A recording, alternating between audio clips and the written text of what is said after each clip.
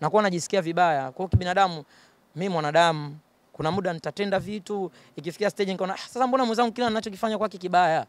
Unakuwa unatulia, unakuwa unamwangalia, lakini sina moyo huo mzee wangu. Mimi sina moyo mbaya. Mungu wangu shahidi. Ukaa naye chini labda kumuuliza kwa nini ndugu yangu tunafanyana hii lakini unaongea. Mpigia simu nakumbuka siku hiyo niliona interview, niliingia ndani. Tumefika Tanga, nikaingia ndani. Tena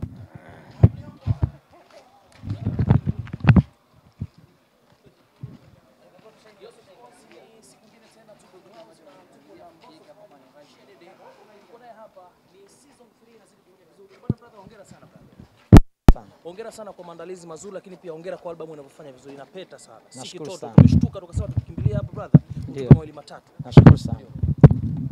Kwanza nawashukuru sana, nawashukuru watu wote walionisupport, nashukuru mashabiki, wadau, nashukuru media mbalimbali, online media. Wote nawashukuru kwa support yenu.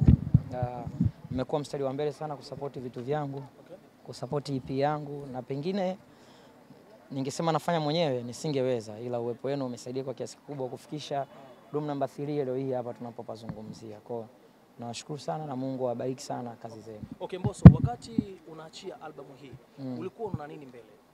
Nini ulichokuwa unakiona kwenye albamu? Mwenyezi Mungu hajanipa iko kipawa. Sidhani kama kuna mtu kapewa iko kipawa cha kuona mbele, yani cha kuona kesho. Mimi Mungu hakunijalia. Pengine wewe Mungu kakupa hiyo karma.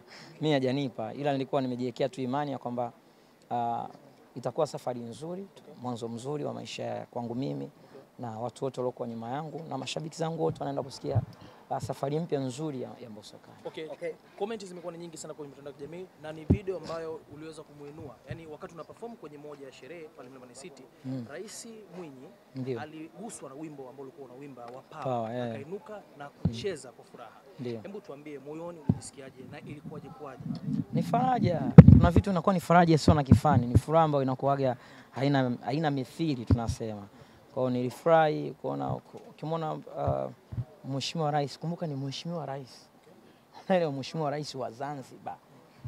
Ukimwona anainuka, anafurahia na mkewe Mama Maria, unaona kabisa ni upendo ndani yao. Wanapenda muziki wangu, wanapenda kazi zangu. Kwa hiyo nawashukuru sana. Mungu awabariki sana. Ili inaonyesha ni kiasi gani wanasikiliza pia kazi zangu. Mbosso, Diamond aliweza kufunguka kutoka kwenye room number 3, ngoma ambayo anaipenda ilikuwa Kinipawa, akamdedicatea Zuchu. Alikiba pia nakumbuka umeonana naye siku za nyuma hapa na akasema Viola ndo ngoma ambayo anaipenda sana. Na Asumani. Kwako wewe favorite track ya kutoka kwenye room number 3 ni ipi? Mimi napenda Nusu Saa. Ni Nusu Saa ni ngoma ambazo sio imechukuliwa vile kwenye jamii, lakini Power na Viola, lakini kwako kwa nini Nusu Saa? Unaweza usione hivyo, lakini kumbuka Nusu Saa ndo nyimbo namba 2. Yaani ya Viola imeanza sasa hivi baada ya kumuona Bonge la Dada. Lakini Nusu Saa ndo ilikuwa ngoma namba 2. Nusu Saa naipenda kwa sababu ni wimbo ambao mimi naupenda tu. Sasa kuna muda mapenzi hata yanaga kwa nini.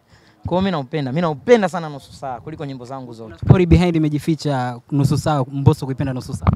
Hapana, labda kwa sababu mimi napenda mambo ya live music. Kwa hiyo mule kwa sababu nyimbo nzima vyombo vingi vimelia live, magitaa live, vinanda, bass guitar, na naweza ngasema ni moja production ambayo imegharamikiwa sana. Kwa hiyo ndio maana pengine naipenda sana hivyo. Okay, sawa. Mbosso, nataka kujua albamu yako sasa hivi inafanya vizuri sana mtaani. Ndio. Imefanikiwa kwa asilimia ngapi kwenye zile target zako ambazo wewe mwenyewe uliweka? Mimi sikuweka target. Nisiwe muongo. Niliweka kwenye nafasi ambayo Mwenyezi Mungu atanibariki. Nilikuwa naongea na kina Kennedy na Mina kwenye kipindi kuna John Jackson. Nikamwambia nilichojaribu kukifanya, nilipambania muziki wangu kwa 99.9. Naomba unielewe kwa makini. Nilichagua kupambania muziki wangu na kari yangu kwa 99.9 upande wa audio, production kwa ujumla na vitu vyote. Alafu nikaenda kumuomba Mwenyezi Mungu. Bwana Mwenyezi Mungu, nimepambana 99.9 mja wako. Naomba sasa hii moja Mola wangu, sidhani kama itakushinda Rabbi. Kwa hiyo nibarikie kwenye hii moja. Kwa hiyo nadhani kwa sababu niliweka nguvu kubwa sana, alafu nikajitahidi kujaribu kumrahisishia Mungu wangu.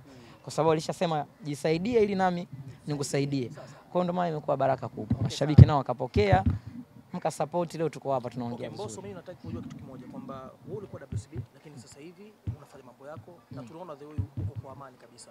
Tumeona clip ambayo ulikuwa unazungumza na Alikiba.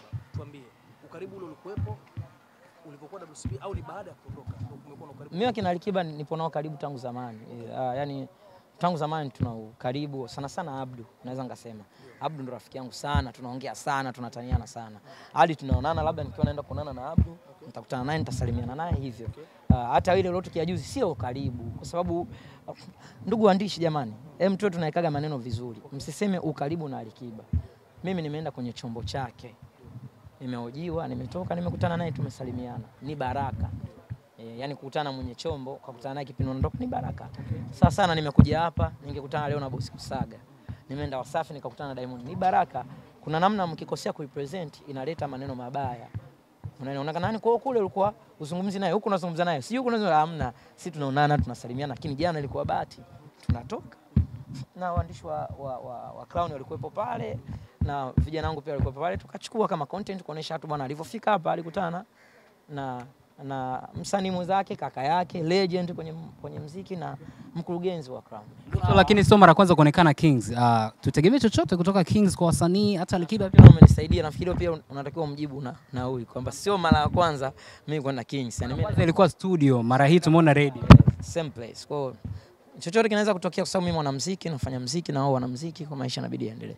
Kuna hii comment wanasema kwanza twende mwana. Boso, turudi nyuma kidogo kwenye EP ya Kani 20 na 22. Tukifuatilia ile EP tunakutana na collab nyingi sana kuliko nyimbo ambazo umefanya mwenyewe. Lakini kwenye hii EP ambayo imetoa sasa hivi 20 na 25, nazungumzia Room Number 3. Ngoma zote ambazo umeziachia mule ni zote umezifanya mwenyewe. Nataka nipate hapo oni lako. Kwa nini umeamua kuja na kufanya kazi mwenyewe bila kumshirikisha msanii yoyote tofauti na ile EP ya kwanza 20 na 20? Kwa sababu ni swali ambalo sijaulizwa mara kwa mara na napenda nieleze. Nilichagua kufanya kwa sababu Room Number 3 ni room ambazo ni zitamhusu Mbosso. Na ukiachilia hivyo nilikuwa nataka watu wafahamu kwanza uwezo wangu kwamba kusiwe na kitu kichwani kwako imejitengeneza. Nataka nikiondoe hicho kwanza, nikuprove kwenye hicho kitu ambacho pengine unacho kichwani kwamba Mbosso hivi, Mbosso vile. Nitaka nitengeneze hiyo imani kwako kwamba Mbosso anaweza akafanya hivi afu mwenyewe na vitu vikaenda. Hadi sasa hivi tunazungumzia Room Number 3 ambao kaimba Mbosso mwenyewe yani. Hakuna hata collab moja na vitu vimeondoka. Ndio, lakini pia tukisalia kwenye ngoma kama ya Asumani, tumeona Mbosso umetupa ladha mpya ya mnanda. Pengine mashabiki walikuwa hawajatarajia kuona Mbosso anakuja na mnanda. Kwa sasa hivi mnanda umekuwa sio muziki pendwa ambao unafanywa pia na wasanii wakubwa. Ulifikiria nini mpaka ukaja na style ile ya mnanda?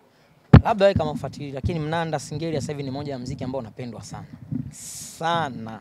Sana. Yaani singeli, mnanda, sijui mchiriku. Kwa namna yote utakaoita yeye, jua ni muziki ambao sasa hivi unapendwa sana. So, kwa kumalizia, nakumbuka Viola baada ya kutoka imekuja na upepo wake wa bonge la dada. Na watu wakasema kwamba Queen ameibeba sana ile ngoma. Wewe teke yako unaweza ukasema ni ipi? Inawezekana kweli ameibeba ngoma. Kwa nini sasa nikatae? Ameibeba ngoma. Au natakiwa nimkatalie? Kacheza vizuri, watu wamependa. Lakini kumbuka kacheza ngoma ambayo imeimbwa na Mbosso. Yaani hajacheza nyimbo yake Queen. Haujanielewa hapo. Ile ngoma ni kuna design kutungiwa Queen pale au hapana? Ni nyimbo ambayo nimetengeneza na nyimbo inaitwa Viola. Lakini kwa sababu Queen alienda kucheza na tujua vijana tuna vitu vyetu vinatuvutia kwenye macho.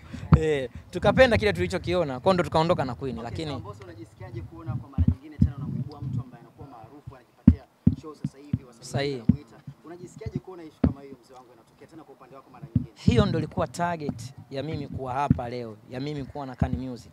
Lengo ni kuwa na generation ambayo itazungumza kwamba hii alianza kupitia Mbosso. Hiyo ndio lengo. Leo hii niko na vijana tofauti ambao tunafanya kazi pamoja. Tayari naizungumzia ni generation yangu sasa naifufua.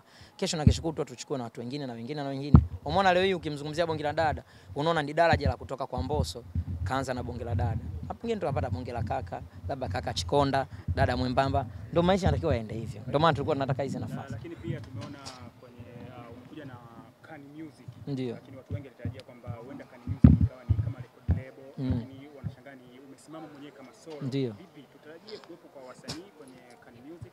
Na pia niweke sawa hapa na niwatoe hofu. Mimi nitachelewa sana kuwa na wasanii. Kwa nini nitachelewa? Sio kwa ubaya.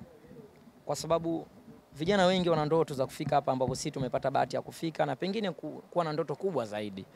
Ndoto hizo zinahitaji kukamilishwa na mikakati ambayo wewe ambaye unaenda kuwachukua na kuwanyanyua uwe tayari ushakuwa madhubuti kuwasimamia na wenzako. sitaki kumchukua kijana nikampa umaarufu akateseka. Umaarufu unatesa sana. Bora leo mtu sio maarufu, lakini ukiwa maarufu afu mambo akawa hayaendi mzee, ni mateso makubwa sana. Unakuwa unamtesa mtu anashindwa kufanya vitu kwa sababu kashajulikana kwa anateseka. Kwa itafikia tu nitasimamia wasanii lakini nitachelewa sana. Nina njia nyingi na hisi ambazo naweza nikawasaidia vijana wenzangu wengine, lakini sio pupa ya kutaka kuonekana eti na mimi nasimamia wasanii. Mzee wangu sitaki kuwa muongo kwenye hili. Okay, Mbosso, tunaweza kusema kwa sasa hivi ume-maintain pakubwa sana kwenye soko hili hapa ndani ya nchi. Vipi kuhusiana na nje sasa? Kwa sababu umeanza kujisimamia mwenyewe na tumeona ukubwa na maarifa makubwa na hekima kubwa kwenye muziki wako. Ndiyo. Na tuseme ubunifu pia. Ndiyo. Umebobea kwenye ubunifu, audio ni kali sana. Ndiyo. Je, kimataifa umejipanga vipi huko mbele? Sahihi. Kwenye safari ya muziki mimi sasa hivi ni sasa nimeanza upya kwenye chumba changu. Nilimuona pia kakaangu Armando kutoka Bongo 5 usikosei. Aliongea sana kwamba Mbosso nataka nikuone unaenda international, nataka nikuone unaenda international. Anadhani kwenda international ni kuamka asubuhi kwenda international. Yani kwamba una passport, unatiliwa visa unaenda international. Haipo hivyo. Kwenda international sio bobo na maharage. Yani unatakiwa ukae uweke mikakati. Mimi sasa hivi ni msanii ambaye nimeanza baada ya kutoka Wasafi. Natakiwa kwanza niwaaminishe watu kuna vitu naweza kuvifanya nikiwa mimi mwenyewe. Ndio maana nimeona EP yangu sijataka collab. Kwanza niwaoneshe watu kwamba mimi nina talent. Naweza nikafanya hivi na hivi na hivi na mkafurahia muziki wangu. Baada ya hapo sasa tuanze mikakati ya mambo mengine. International kuna wakati utafika utazungumza kabisa sasa natakiwa niende international. Na mimi mwenyewe nita sense hiyo moment. Kuna kwamba hapa natakiwa niende international. Ukitaka kwenda kuzima moto kwa jirani na kwako kunaungua, wewe ni mpumbavu bado. Kwa hiyo kauli ni ipi kwa Armando sasa ambaye alisema zile kauli? Najaribu kumweka sawa Armando, anashauri na ananijenga kama mdogo wake. Na appreciate. Namuona akifanya hivyo mara kwa mara. Ila kitu pekee ninachoweza kumwahidi, siwezi kumdanganya sasa hivi mimi nina plan ya kwenda international. Nahitaji kuweka kwanza uaminifu wa muziki wangu kama Mbosso Kani au kama Kani Music. Mwanzo niliaminika kupitia Wasafi, niliaminika na Yamoto Bendi, Wasafi. Yani hizo ndo room number 1, room number 2. Kwenye hii room number 3, nataka kwanza niwaaminishe Watanzania kwanza tunaweza tukafanya hivi. Hasa kutoka sasa hivi tuweke mikakati ya kwenda international. Nikisema kwa sababu Armando kaniambia niende international, kwa kesho asubuhi ni sasa nibebe mabegi niende international. Sio hivyo je, kwenda international sio kuamka asubuhi kufagia uwanja kuchukua mabegi yako uko airport. Kunahitaji mikakati na plani. Okay, mimi kwa upande wangu sababu mimi nakufuatilia sana Mbosso. Na mimi ni miongoni wa watu ambao wanapenda unachokifanya. Nashukuru. Wakati unakwenda kuzindua album, mchakato wa Diamond Platnumz pamoja na timu yake, moja na watu kadhaa walikuwa ndo wanaanza sasa kuondoka kwenda London kukiwasha huko. Labda utuambie album imetoka na tumaini Diamond amesikia baadhi ya nyimbo na nini. Comment yake ni ipi sasa kwako? Umeona ameposti kama umeona hata mwenyewe aliposti wimbo wa Power aliudedicate kwa mpenzi wake. Kwa hiyo nadhani sio kitu ambacho napaswa sana kukiongelea na kiko dhahiri shahidi ameonyesha love na amesupport. Hivi huku Kani Music tutegemee kuona collab za kina Slay, Beka, Enoki. Maana Wasafi hatukuona mtu yote. Tukuona pale kwa sababu ni mikakati tu haikukamilika. Na pengine mnaweza hata msione kama mikakati haitokamilika. yani inaweza pia isiwepo kama mikakati haitokamilika. Moja ndugu yako Enoki Bella alisema alipambana sana kutaka support yako kwa engo yoyote. Lakini ilishindikana kutokana na mazingira ambayo wewe ulikuwepo that time. So nikaona sasa hivi upo kwa Kani Music kwa mwenyewe kama boss umesimama. That's why nimekuuliza hilo swali. Kwa ndugu yako japokuwa na mashabiki pia wanatamani kuona ule muunganiko au hata collab. Enoki Bella mimi ni rafiki yangu sana. Ila ananisononisha sana moyo wangu nikionaga interview zake. Naumia kwa sababu mimi ni mtu ambaye nilikuwa mstari wa mbele sana kwenye kusupport vitu vyake. Siwezi kuvizungumzia hapa. Lakini yeye mwenyewe anavifahamu. Mkikaa naye mwambieni azungumze ukweli. Natenda mangapi kwenye maisha yake. Ni mara ngapi? Yani kuna vitu siwezi kuvizungumzia sana lakini anafahamu hicho kitu. Mimi unaniona hapa ndo niloandika wimbo wake wa Sauda. Unaniona hapa wimbo wake wa Enoki Bella wa kwanza kapanda yeye kaanza kupata management mimi bado. Mimi ndo niloandika wimbo wa Sauda. Atokea hapa asimame aseme. Kwa sababu ya upendo. Mimi ndo nimekuwa msaada wa mbele kwenye kila changamoto yake unayojua yeye. Kama kuna masuala kifamilia, masuala sio ya makodi manini, nimekuwa mchango wa mbele. Nishapata kesi labda kuna sehemu imetokea tatizo kakamatwa. Mimi ndo mstari wa mbele na ushuhuda kila kitu. Kwa kuna siku nilikuwa naenda Tanga naendesha gari nikaona interview yake analalamika mimi nimemkataa. Nilijisikia vibaya sana. Ikiwa ni mtu ambaye wiki moja nyuma tu katoka nyumbani, nimetoka kutatua changamoto zake na mwenye nyumba yake, nimetoka kuongea na baby mama yake. Yaani nakuwa najisikia vibaya. Kwa kibinadamu mimi mwanadamu kuna muda nitatenda vitu ikifikia stage nikaona sasa mbona mwenzangu kila ninachokifanya kwake kibaya. Unakuwa unatulia, unakuwa unamwangalia lakini sina moyo huo mzee wangu. Mimi sina moyo mbaya. Mungu wangu shahidi. Ukaa naye chini labda kumuuliza kwa nini ndugu yangu tunafanyana hii lakini unaongea. Nipigia simu, nakumbuka siku hiyo niliona interview, niliingia ndani. Tumefika Tanga, nikaingia ndani. Tena nilikuwa naumwa. Nilikuwa na show kule. Nikampigia. Ilikuwa show nafikia Mheshimiwa Joketi, sikosei kipindi kile. Nikampigia nikamwambia Enoki, nimekukosea wapi? Mbona nafanya vitu vingi kwako? Uvizungumzie hivyo vyote ninavyovifanya. Unaenda kunizungumzia upande ambao sijai kukufanyia. Kuna baadhi ya mitikasi alikuwa anasema labda mimi ningefanya mpango akaingia labda Wasafi. Sasa mimi Wasafi mimi msanii. Mimi nimesainiwa.